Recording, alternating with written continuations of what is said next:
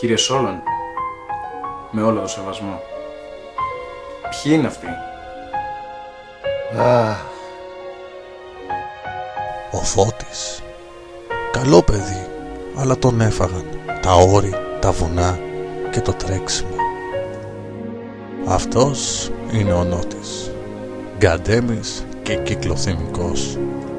Ιδιαίτερη περίπτωση. Να και ο Αλέμος, γνωστός πειρατής, που τον χάνεις, που τον βρίσκεις, όλος η Σαντορίνη είναι και δοκιμάζει την ντόπια κουζίνα. Ο Μάικ κάθε νύχτα ανεβαίνει στην ταράτσα της πολυκατοικίας του και ουρλιάζει στο φεκάρι μήπως τον ακούσουν οι λύκοι και τον περάσουν για δικό τους.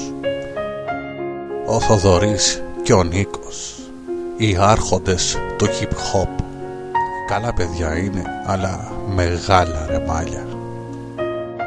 Η Κέλλη και η Σότια. Καλά που υπάρχουν και αυτές, γιατί με τις αγριόφατσες των άλλων δεν θα πατούσε ούτε τυφλός γυμνοσάλιαγκας μέσα στο σταθμό. Αυτή είναι η Μαρία. Έχει πάρει τόσες πολλές δόσεις σούπερμαντολίνης που τελικά κατάντησε η ίδια να είναι ένα χάπι. Αυτοί ποιοι είναι? Ο Χρήστος και ο Νίκος. Κοντζαμάν παλικάρια και αντί να βγουν έξω να κυνηγήσουν εγκόμενες, κάθονται και παίζουν με τα μπουζούκια τους.